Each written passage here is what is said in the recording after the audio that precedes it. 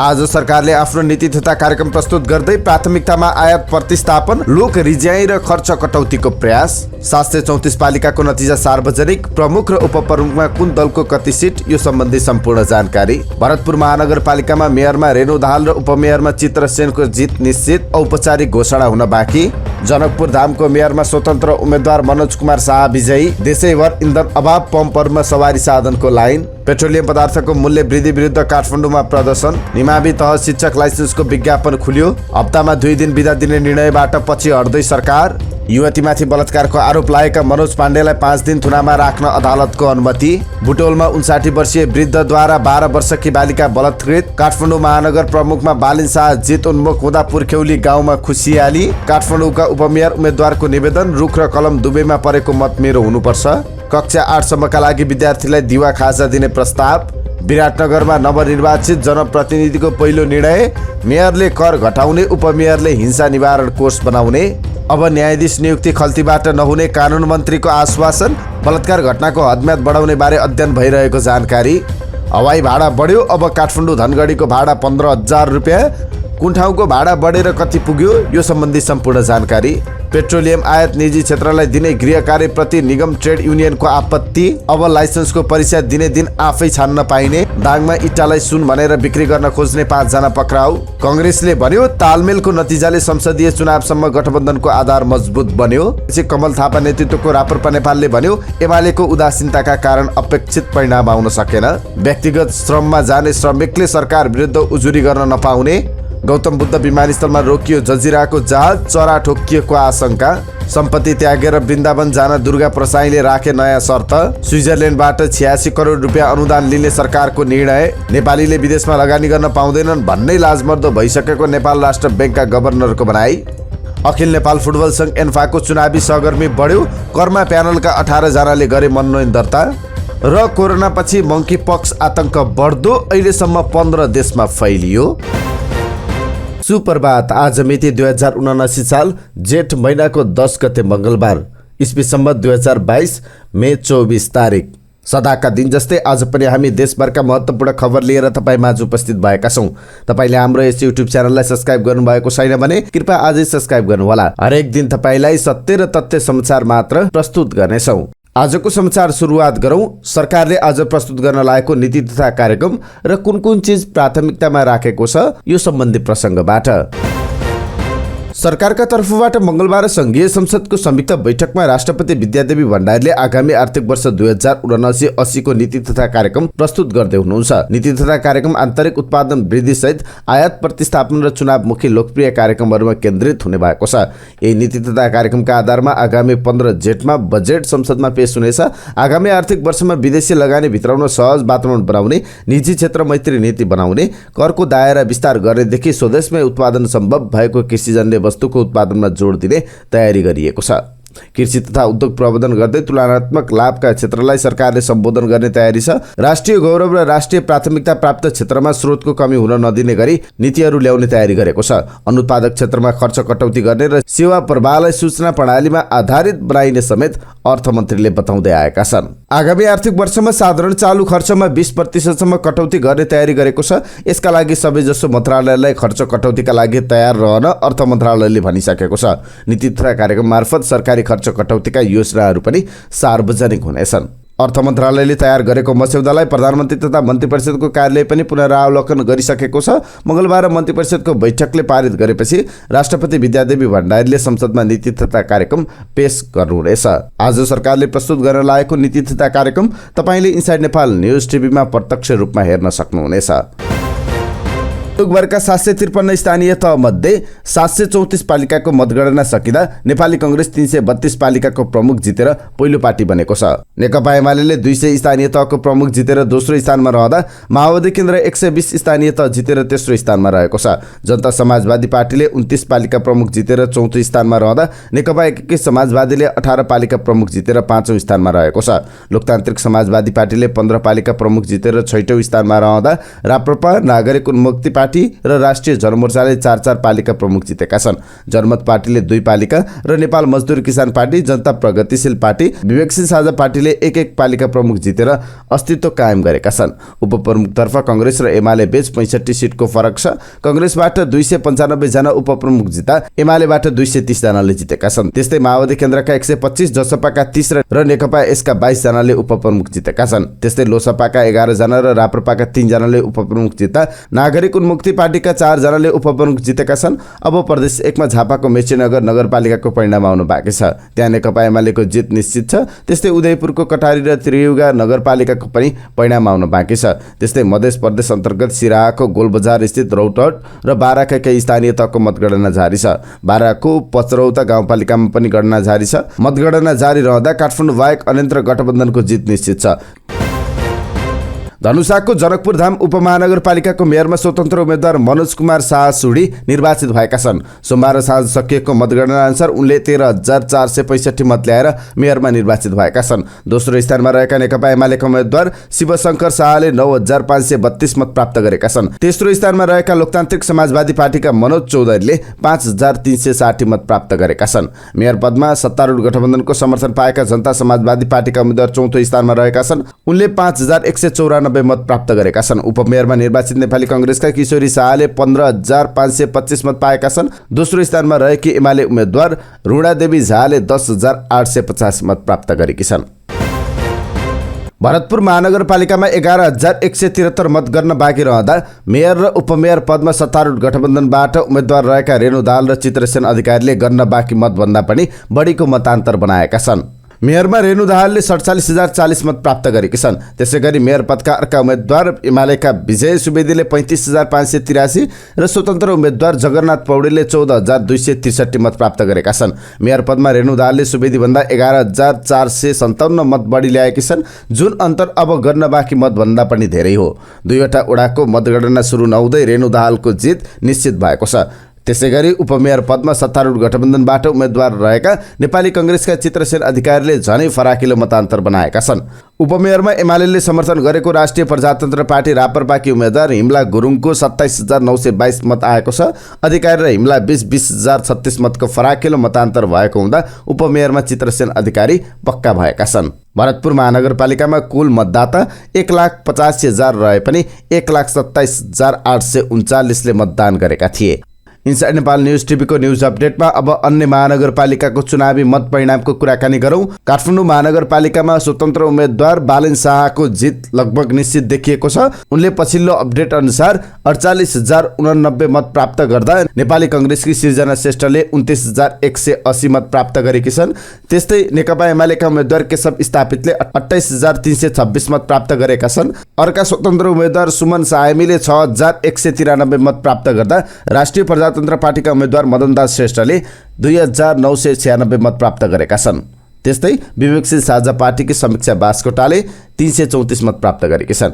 अब पोखरा महानगरपालिकाको कुराकानी गरौँ। पोखरा महानगरपालिकामा नेपाल कम्युनिस्ट पार्टी एकीकृत समाजवादीका धनराज आचार्यले 54,337 मत प्राप्त गर्दा नेपाल कम्युनिस्ट पार्टी एमालेका उम्मेद्वार कृष्णबहादुर थापाले 49,601 मत प्राप्त गरेका छन्। त्यस्तै राष्ट्रिय प्रजातन्त्र पार्टीका शङ्कर खनालले 5,514 मत प्राप्त गर्दा स्वतन्त्र उम्मेद्वार खडकराज पौडेलले 2,943 मत प्राप्त गरेका छन्। उपप्रमुखतर्फ मन्जुदेवी गुरुङले 56,741 मत प्राप्त गर्दा नेपाली कांग्रेसकी उम्मेद्वार कोपिला राणा भाटले 52,670 मत प्राप्त गरेकी छन्। राष्ट्रिय प्रजातन्त्र पार्टीकी रञ्जना कुमारी सेन पौडेलले 5,525 मत प्राप्त गरेकी छन्। ललितपुर महानगरपालिकामा चिरबाबु महर्जनको जित निश्चित भइसकेको छ। चिरबाबु महर्जनले 36,938 मत प्राप्त गर्दा नेपाली कांग्रेसका उम्मेद्वार हरिकृष्ण व्यञ्जनकारले 21,768 मत प्राप्त गरेका छन्। त्यस्तै राष्ट्रिय प्रजातन्त्र पार्टीका अष्टबहादुर महर्जनले 4,048 मत प्राप्त गरेका छन्। त्यस्तै वीरगञ्ज महानगरपालिकामा राजेशमान सिंहको जित पक्का भइसकेको छ। उनले 41,628 मत प्राप्त गर्दा नेपाल कम्युनिस्ट पार्टी एमालेका उम्मेद्वार विजय कुमार सरावगीले 21,355 मत प्राप्त गरेका छन्। त्यस्तै राष्ट्रिय प्रजातन्त्र पार्टीका गिरीश गिरीले 3,072 मत प्राप्त गरेका छन्। नेपाल आयल निगमले इन्धन बिक्री कटौती गरेपछि देशैभर इन्धन अभाव देखिएको छ। काठमाडौँ उपत्यकाका कयौं पम्परले डिजल पेट्रोल नभएको सूचना टाँसेका छन् भने खुलेका पम्परमा पनि बाक्लो भिड देखिएको छ। निगमले आइतबार राति सबै खाले इन्धनको मूल्यमा भारी वृद्धि गरेको थियो। सरकारलाई अप्ठ्यारोमा पारेर पम्परमा हुने भुक्तानी कटौती गरेका कारण देशैभर पम्पहरूको बिक्री प्रभावित भएको पेट्रोलियम डिलर राष्ट्रिय एसोसिएसनले जनाएको छ। सोमबार बिहानदेखि देशैभरका पम्परमा इन्धनको अभाव देखिएको एसोसिएसनका अध्यक्ष लीलेन्द्र प्रधानले बताएका छन्। धेरै पम्पहरू बन्द भएपछि खुलेका पम्परमा लाइन लागेका छन्। पम्परमा लाइन लगाएर निगम नेतृत्व सरकारलाई दबाब दिन चाहन्छ, प्रधानले भनेका छन्। निगमका डिपोहरूले व्यवसायीले मागेको भन्दा 20% भन्दा धेरै इन्धनको कटौती गरेको र शुक्रबार त निकै थोरै मात्रामा इन्धन बिक्री गरिरहेको र आइतबार पम्परलाई इन्धन नदिएको प्रधानले बताएका छन्। देशैभरका डिपोहरूले यही रणनीति अपनाउँदा देशैभर समस्या देखिएको रिपोर्ट एसोसिएसनमा प्राप्त भएको उनले बताएका छन्। नेपाल आयल निगमले पनि माग अनुसार इन्धन बिक्री नगर्न भनेको जनाएको छ। झन्डै 20% सम्म इन्धनको बिक्री घटाउन परिपत्र भएको डिपोहरूले जनाएका छन्।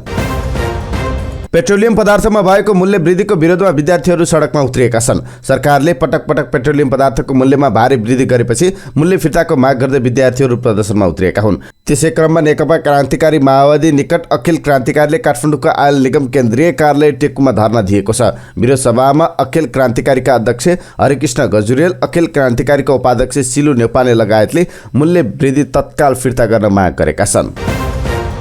शिक्षक सेवा आयोगले निम्न माध्यमिक तहको अध्यापन अनुमति पत्र लाइसेन्सको विज्ञापन खुल्ला गरेको छ।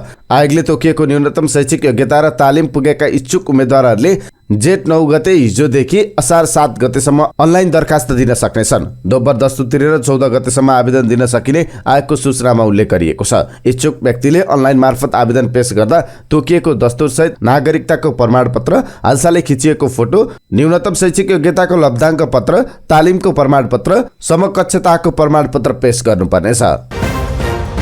बिना अध्ययन र गृह कार्य लागू गरिएको सातामा शनिबारका अतिरिक्त आइतबार पनि बिदा दिने निर्णय कार्यान्वयनमा जटिलता देखिएपछि सरकार पछि हट्ने अवस्थामा पुगेको छ। यसले सरकार नीतिगत रूपमा अस्थिर रहेको देखाएको छ। सरकारले यो निर्णयलाई 1.5 महिना परीक्षणका रूपमा हेर्ने र समस्या देखिए पुनरावलोकन गर्ने बताउँदै आएको संघीय मामिला तथा सामान्य प्रशासन मन्त्रालयका सचिव सुरेश अधिकारीले बताएका छन्। सातामा 2 दिन बिदा दिने निर्णय कति प्रभावकारी भयो भन्ने विषयमा समीक्षा गर्न मुख्य सचिव शंकर दास बैरागीले सचिवहरूको बैठक बोलाएका थिए। उक्त बैठकमा सचिवहरूले स्वास्थ्य मन्त्रालय मातहतका सेवा तथा अन्य अत्यावश्यकीय सेवा सम्पादनमा अव्यावहारिक देखिएको ब्रिफिङ गरेका थिए। खास गरी स्वास्थ्य कर्मी तथा चिकित्सकबाट सातामा 2 दिन बिदा निर्णय अव्यावहारिक भएको गुनासो आएको छ। सामान्य प्रशासन मन्त्रालयका सचिव अधिकारीले भने 2 दिन बिदा दिने निर्णयबाट अत्यावश्यकीय सेवा प्रभावित नहोस् भन्ने हाम्रो तयारी छ, उनले भनेका छन्। जिल्ला अदालत काठमाडौँले मानव बेचबिखन कसुरमा मनोज पाण्डेलाई 5 दिन थुनामा राखेर अनुसन्धान गर्न अनुमति दिएको छ। बलात्कारको आरोप लागेका पाण्डे विरुद्ध हदम्याद गुज्रिएका कारण प्रहरीले मानव बेचबिखन कसुरमा अनुसन्धानका लागि म्याद लिएको छ। सुन्दरी प्रतियोगिताका आयोजक तथा कन्सल्टेन्सी सञ्चालक समेत रहेका पाण्डेले 8 वर्षअघि बलात्कार गरेको भन्दै एक युवतीले सामाजिक सञ्जाल मार्फत घटना विवरण सार्वजनिक गरेकी थिइन्। पन्दैको बुटोलमा 12 वर्षीय बालिका बलात्कृत भएकी छन्। तिलोत्तमा नगरपालिकाकी 12 वर्षीय बालिकालाई बलात्कार गरेको अभियोगमा प्रहरीले आइतबार साँझ बुटोलका 59 वर्षीय पुरुषलाई पक्राउ गरेको छ। मिठाई खान दिने लोभमा फकाई फुलाई गरी बुटोल 11 देवीनगर स्थित रङ्गशाला नजिकै लगेर बालिकालाई बलात्कार गरेको स्थानीयले देखेपछि प्रहरीलाई खबर गरेका थिए। इलाका प्रहरी कार्यालय बुटोलका प्रहरी नायब उपरीक्षक ठगबहादुर केसीले रङ्गशाला नजिकै तिनाउ नदीको किनारबाट बलात्कारमा संलग्न पुरुषलाई पक्राउ गरेको जानकारी दिएका छन्। बुटोल उपमहानगरपालिका 11 रङ्गशाला बस्ने 59 वर्षीय रुकनाथ ढकाललाई आइतबार साँझ नै घटनास्थलबाट पक्राउ गरिएको र सोमबार अदालतमा म्याद थप गरी अनुसन्धान अगाडि बढाइएको केसीले बताएका छन्। प्रहरीका अनुसार ढकालले बालिकालाई मिठाई दिने प्रलोभन देखाएर पटक पटक बलात्कार गरेको स्वीकार गरेका छन्। आइतबार साँझ बालिका चिच्याएपछि स्थानीयले प्रहरीलाई खबर गरेका थिए। काठमाडौँ महानगरपालिकाको प्रमुखमा बालेन शाह जित उन्मुख भइरहँदा उनको पुर्ख्यौली गाउँमा आफन्त जनसहित गाउँलेहरू निकै उत्साहित छन्। मध्य प्रदेशको महोत्तरी जिल्लाको एकडारा गाउँपालिका वडा नम्बर 2 मा बालेन्द्र शाहको पुर्ख्यौली थलो हो। काठमाडौँ महानगर प्रमुखमा बालेनले फराकिलो अग्रता बनाइरहँदा खुसी देखिएका छन्। बालेनको पुर्ख्यौली घरमा अहिले एकडारा गाउँपालिकाको कार्यालय स्थापना गरिएको छ। उनीहरू गाउँमा आउँदा आफन्तको घरमा बस्ने गर्दछन्। पहिलो पटक मधेसको एउटा ठिटो काठमाडौँ महानगरपालिकाको प्रमुखमा दोब्बर मतले अगाडि रहँदा एकडाराका बासिन्दा गदगद छन्। बालेन निर्वाचित भएपछि उनलाई सम्मान र बधाई ज्ञापन गर्नका लागि भए पनि त्यहाँका युवाहरू काठमाडौँ आउने योजना बुनिरहेका छन्। काठमाडौँ महानगरपालिकाका मेयरका उम्मेद्वार रामेश्वर श्रेष्ठले कलम र रुख दुवै चिन्हमा परेको मत आफ्नो हुनुपर्ने भन्दै निर्वाचन आयोगमा निवेदन पेश गरेका छन्। एकीकृत समाजवादीका नेता श्रेष्ठको चुनाव चिन्ह कलम हो। उनले निर्वाचनमा उपमेयर पदमा नेपाली कांग्रेसको चुनाव चिन्ह रुख र एकीकृत समाजवादीको कलम चिन्हमा मत संकेत गरिएको मतलाई बदर नमान्न माग गरेका छन्। उनले आइतबार काठमाडौँ महानगरका मुख्य निर्वाचन अधिकृतलाई निवेदन दिँदै रुख र कलममा संकेत गरेको मतपत्रलाई बदर गरी सदर गरिदिन अनुरोध गरेका छन्। शिक्षा विज्ञान तथा प्रविधि मन्त्रालयले आगामी शैक्षिक सत्रबाट कक्षा 8 सम्म दिवा खाजाको व्यवस्थापनको प्रस्ताव अगाडि सारेको छ। आगामी आर्थिक वर्ष 2079-80 को बजेटमा शिक्षा विज्ञान तथा प्रविधि मन्त्री देवेन्द्र पौडेलले आगामी शैक्षिक सत्रबाट दिवा खाजा कक्षा 8 सम्म प्रस्ताव गरेको बताएका छन्। हाल कक्षा 5 सम्म दिवा खाजाको व्यवस्था छ। विराटनगर महानगरपालिका प्रमुख नागेश कोइराला र उपप्रमुख शिल्पा कार्कीले सोमबार पदभार ग्रहण गरेका छन्। कोइराला नेपाली कांग्रेस र कार्की नेकपा एमालेबाट निर्वाचित भएका थिए। सोमबार पदभार ग्रहण गरेपछि कोइरालाले राजस्व परामर्श समिति गठन गरेर कर पुनरावलोकन गर्ने र उपप्रमुख कार्कीले लैङ्गिक हिंसा निवारण कोष बनाउने निर्णय गरेका छन्।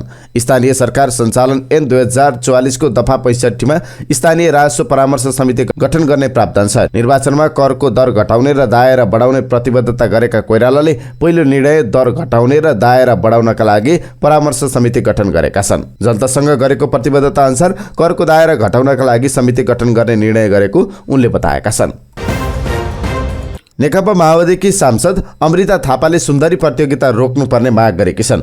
संसदको महिला तथा सामाजिक समितिको बैठकमा महिला हिंसा र बलात्कार जन्य अपराधमा हदम्याद सम्बन्धी विषयमा भएको छलफलमा उनले सुन्दरी प्रतियोगिता आयोजना नगरे बापत राज्यलाई कति घाटा पर्छ भनेर सरकारलाई प्रश्न गरेकी छन्। शान्ति प्रक्रियामा आए लगतै माओवादी नेत्रीहरूले सुन्दरी प्रतियोगिता रोक्न भन्दै प्रदर्शन गरेका थिए। उनीहरूले मिस नेपाल सहितका प्रतियोगिता रोक्नका लागि दबाब पनि दिँदै आएका छन्। यसै सन्दर्भ सम्झाउँदै थापाले भनिन्, विगतमा पनि आफूहरूले सुन्दरी प्रतियोगिताको विषयमा गम्भीर भएर राज्यले सोच्नुपर्ने भनी आवाज उठाएका हौं। सुन्दरी प्रतियोगिता राज्यको हितका लागि छैन भने यसलाई रोक्न सक्नुपर्छ।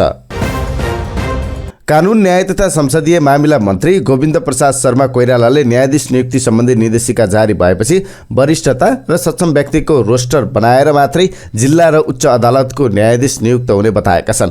मन्त्रालयमा सोमबार आयोजित पत्रकार सम्मेलनमा मन्त्री शर्माले अब न्यायाधीश नियुक्ति पहिले जस्तो खल्तीबाट नहुने बताएका छन्। निर्देशिका बनेपछि सोही अनुसार न्यायाधीश नियुक्त हुने भन्दै उनले निर्देशिकालाई अन्तिम रूप दिने काम भइरहेको बताएका छन्। पेट्रोलियम पदार्थको मूल्य वृद्धिसँगै हवाई इन्धनको समेत मूल्य बढेपछि वायु सेवा कम्पनीले हवाई भाडा बढाएका छन्। सोमबार एक सूचना जारी गर्दै वायु सेवा सञ्चालक संघले आन्तरिकतर्फ न्यूनतम 10 रुपियाँदेखि अधिकतम 445 रुपियाँसम्मको भाडा वृद्धि गरेका छन्। सङ्घका अनुसार सबैभन्दा बढी काठमाडौँ धनगढीको भाडा 445 रुपियाँले बढेको छ भने काठमाडौँ सिमरा 90 रुपियाँले बढेको छ। यो सँगै अब काठमाडौँदेखि धनगढीको हवाई भाडा 15,665 रुपियाँ पुगेको छ। त्यस्तै काठमाडौँ नेपालगञ्जको भाडा 12,895, भद्रपुरको 11,935, विराटनगरको 9,325, जनकपुरको 4,250, भरतपुरको 4,435, पोखराको 6,305, भैरवाको 7,880 रुपियाँ पुगेको छ। बढेको भाडा भोलिबाट लागू हुने भएको छ।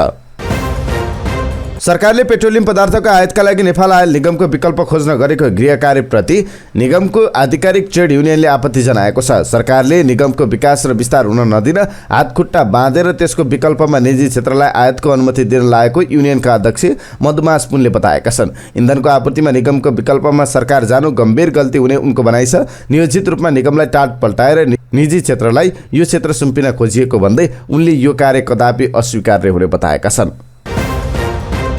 चालक अनुमति पत्रको परीक्षाका लागि वर्षौं कुरेर पनि कार्यालयले भनेकै दिनमा दिनुपर्ने बाध्यता अन्त्य हुने भएको छ।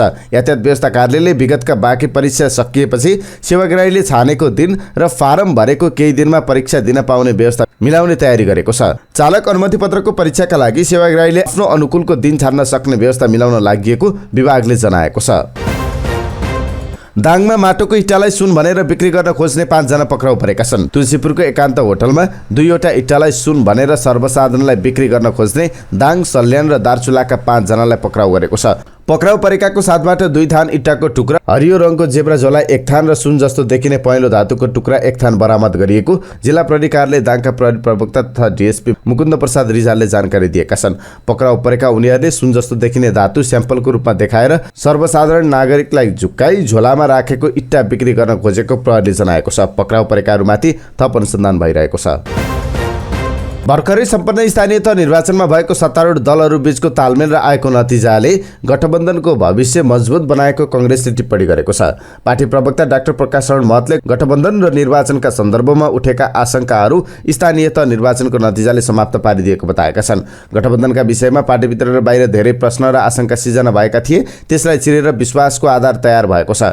पार्टी केन्द्रीय कार्यालयमा आयोजित पत्रकार सम्मेलनमा प्रवक्ता महतले भने गठबन्धनको लय मिलेको छ, अपवाद ठाउँहरू छन्। यो मूलतः हामीले मतदातालाई चुनाव चिन्हका बारेमा सुसूचित गर्न नसक्दाको समस्या भयो। समग्रमा गठबन्धनको नेतृत्व सन्तुष्ट रहेको उनले दावी गरे। विश्वासको वातावरण सिर्जना भएको छ, यसले आगामी संसदीय निर्वाचनसम्म गठबन्धनलाई अगाडि बढाउन मजबुत आधार तयार भएको छ, उनले भनेका छन्। स्थानीय तहमा नेकपा एमालेसँग सहकार्य गरेको राष्ट्रिय प्रजातन्त्र पार्टी राप्रपा नेपालले एउटा पालिकाको पनि नेतृत्व पाउन सकेको छैन। कमल थापा नेतृत्वको राप्रपाले कुनै पनि स्थानीय तहको नेतृत्व लिन सकेन। कमल थापाले नेतृत्व गरेको राप्रपाले कुनै पनि स्थानीय तहको नेतृत्व लिन सकेको छैन। राप्रपा नेपालले एमालेको उदासीनताकै कारण अपेक्षित परिणाम आउन नसकेको निष्कर्ष निकालेको छ। राप्रपा नेपालका अध्यक्ष कमल थापाले नेकपा एमालेको उदासीनताका कारण स्थानीय स्तरमा सहकार्य अपेक्षित परिणाममुखी हुन नसकेको बताएका छन्। राप्रपा नेपाल केन्द्रीय कार्य सम्पादन समितिको बैठकमा अध्यक्ष थापाले पार्टीको भावी कार्यदिशा र कार्यक्रम सम्बन्धी प्रतिवेदन प्रस्तुत गर्दै यस्तो बताएका हुन्। कुवेतबाट भैरवा स्थित गौतम बुद्ध अन्तर्राष्ट्रिय विमानस्थलमा अवतरण गरेको जजिरा एयरवेजको जहाज सोही विमानस्थलमा रोकिएको छ। विमानस्थलका एक अधिकारीका अनुसार जहाजमा चरा ठोकिएको आशंका गरिएको थियो, तर धावन मार्गमा कतै पनि अवशेषहरू देखिएका थिएनन्। जहाजको बाहिरी भागमा रगतको छिटाहरू देखिएका कारण चरा इन्जिनभित्र घुसेको छ कि भन्ने आशंकामा जहाज रोकिएको थियो। उनका अनुसार काठमाडौँबाट इन्जिनियरहरू पुगेपछि जहाजको इन्जिनमा चेक जाँच गरिएको छ, त्यसपछि मात्र जहाज उडेको थियो।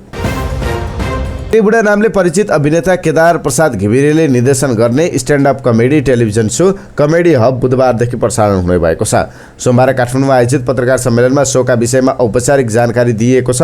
कलाकार मदन कृष्ण श्रेष्ठ र हरिवंश आचार्य सहित हास्य विधाका चर्चित कलाकारले शुभारम्भ गरेका छन्। 1 दर्जनभन्दा बढी नयाँ पुस्ताका कमेडी कलाकारलाई लिएर मिडिया हबले कार्यक्रम निर्माण गर्न लागेको हो। यसका लागि कमेडी हबले माग्ने बुढा र राजा राजेन्द्रसँग सहकार्य गरेको छ। निर्वाचन अघि नेकपा एकीकृत समाजवादी र नेकपा माओवादी केन्द्रले एउटा मात्र सिट जिते सबै सम्पत्ति त्यागेर वृन्दावन जाने घोषणा गरेका नेकपा एमालेका नेता दुर्गा प्रसाईले चुनावको परिणाम आएपछि भने आफ्नो बोली फेरेका छन्। माओवादी स्थानीय निर्वाचनमा तेस्रो शक्ति र एकीकृत समाजवादी पाँचौं शक्ति बनिरहँदा प्रसाईले टेलिभिजन कार्यक्रम ग्ल्यामर गफमा कुराकानी गर्दै वृन्दावन जान नपर्ने भएको बताएका छन्। गत 30 वैशाखको निर्वाचन अगाडि भक्तपुरको एक कार्यक्रममा बोल्दै प्रसाईले नेकपा माओवादी केन्द्र अध्यक्ष पुष्पकमल दाहाल प्रचण्ड र एकीकृत समाजवादी पार्टीका अध्यक्ष माधव कुमार नेपालको पार्टीले एउटा मात्र सिट जिते पुरै सम्पत्ति ती पार्टीले इच्छाएको व्यक्तिको नाममा दिने घोषणा गरेका थिए। एक्लै चुनाव सिट ल्याउन सो चुनौती दिएको स्पष्ट पारे। प्रचण्ड र नेपालको पार्टीले एक्लै लडेर गठबन्धनको बैशाखी नटेकी देशभरि एक मात्र सिट ल्याउन मैले भनेको थिएँ, प्रसाईले भनेका छन्, गठबन्धन गरेर होइन। मन्त्रिपरिषद बैठकले स्थानीय तहको निर्वाचन एकै चरणमा सफलतापूर्वक सम्पन्न गर्न सकेकोमा निर्वाचन आयोग, मतदाता तथा राजनीतिक दललाई धन्यवाद दिएको छ। सरकारका प्रवक्ता तथा सञ्चार तथा सूचना प्रविधि मन्त्री ज्ञानेन्द्र बहादुर कार्कीले आफ्नो क्षेत्रबाट महत्त्वपूर्ण भूमिका निर्वाह गर्ने राजनीतिक दल, मतदाता, राष्ट्र सेवक कर्मचारी, सुरक्षा निकाय र सञ्चार माध्यमसहित सबैलाई धन्यवाद दिने निर्णय भएको बताएका छन्। बैठकले वैदेशिक रोजगारीबाट फर्केकाहरूको पुनः एकीकरण आयोजनाका लागि स्विजरल्यान्ड सरकारबाट प्राप्त हुने 68 अर्ब 13 लाख रुपियाँ नेपाली अनुदान रकम स्वीकार गर्ने निर्णय गरेको छ। शेयर बजार नेप्से परिसूचक 2200 बिन्दुमा झरेको छ। साताको पहिलो कारोबार दिन सोमबार 34.31 अङ्कले झरेको बजार 2288 बिन्दुमा झरेर रोकिएको छ। बजार घट्दा कारोबार रकम समेत कुम्चिएको छ। हिजो सबै उपसमूहको मूल्य घटेर राताम्य रह्यो। सबैभन्दा धेरै वित्त, लघुवित्त, होटल र पर्यटन तथा जीवन बिमा कम्पनीका लगानीकर्ताले गुमाएका छन्। नेपालले विदेशमा लगानी गर्न पाउँदैनन् भन्ने विषय लाजमर्दो रहेको नेपाल राष्ट्र बैंकका गभर्नर महाप्रसाद अधिकारीले बताएका छन्। प्रत्यक्ष विदेशी लगानी एफडीआई का सम्बन्धमा सहज नीतिगत व्यवस्था भए पनि नेपालीले विदेशमा लगानी गर्ने सम्बन्धमा अझै कानुन नबन्दा विश्व सामु लाजमर्दो भएको उनले बताएका छन्। मेक इन नेपाल स्वदेशी समिट 2022 को उत्पादन बढाउन विदेशी लगानीको अवसर विषयक सत्रमा बोल्दै गभर्नर अधिकारीले यस्तो बताएका हुन्। अखिल नेपाल फुटबल संघ एन्फाका वर्तमान अध्यक्ष कर्मा छिरिङ शेर्पाले दोस्रो कार्यकालका लागि उम्मेदवारी दर्ता गराएका छन्। एन्फा निर्वाचन असार 6 गते हुँदैछ। सोमबार राजधानीमा पत्रकार सम्मेलन गरी प्यानलसहित निर्वाचनमा हुमिने घोषणा गरे कर्मा समूहले अपराह्न एन्फा मुख्यालय पुगेर मनोनयन दर्ता गरेको हो। यसअघि पंकज विक्रम नेम्बाङले शुक्रबार असन्तुष्ट समूहको नेतृत्व गर्दै अध्यक्ष पदमा उम्मेदवारी दर्ता गराइसकेका छन्। उनी प्यानल बनाउन गृह कार्यमा छन्। पछिल्लो समय केही देशमा देखिएको मंकी पक्स संक्रमण थप देशहरूमा देखिएको छ। अस्ट्रेलिया, इजरायल र स्विजरल्यान्डमा मंकी पक्स देखिएको छ। मंकी पक्स संक्रमण फैलिने देशको संख्या 15 पुगेको छ। देश बाहिरबाट आएका एक जनामा संक्रमण इजरायल र स्विजरल्यान्डले जनाएका छन्। इजरायलले अर्को शंकास्पद रहेको केस अनुसन्धान गरिरहेको जनाएको छ। मंकी पक्स सजिलै मानिसहरू बीच सर्दैन र रोग पनि हल्का हुन्छ। मध्य र पश्चिमी अफ्रिकाका दुर्गम क्षेत्रमा यो भाइरस देखिएको छ। युरोप, अमेरिका, क्यानाडा र अस्ट्रेलियामा हालैको प्रकोपमा 80 भन्दा बढी केसहरू पुष्टि भएका छन्। अन्य धेरै केसहरूको अध्ययन भइरहेको विश्व स्वास्थ्य संगठनले जनाएको छ। प्रकोपले वैज्ञानिकहरूलाई आश्चर्यचकित बनाएको छ, तर सर्वसाधारणमा भने यसको जोखिम कम भएको बताइन्छ। भाइरस संक्रमित व्यक्तिहरू केही हप्ताभित्र निको हुनेछन्। यो संक्रमण भएका व्यक्तिहरूमा ज्वरो आउने, शरीरमा बिबिरा आउने, शरीर दुख्ने, थकान महसुस हुने लक्षण मानिन्छ। मानिस तथा जनावरसँग नजिकको सम्पर्कबाट यो रोग फैलन्छ। हामी समाचारको अन्त्यमा आइपुगेका छौँ। तपाईलाई हाम्रो समाचार सामग्री कस्तो लाग्छ? तपाईको प्रतिक्रिया तलको कमेन्ट बक्समा लेखिदिनु होला। साथै तपाईले हरेक दिन हाम्रो भिडियो कुन ठाउँबाट हेर्नुहुन्छ, तपाईको ठाउँको नाउँ पनि तलको कमेन्ट बक्समा लेखिदिनु होला। तपाईको आजको दिन शुभ रहोस्।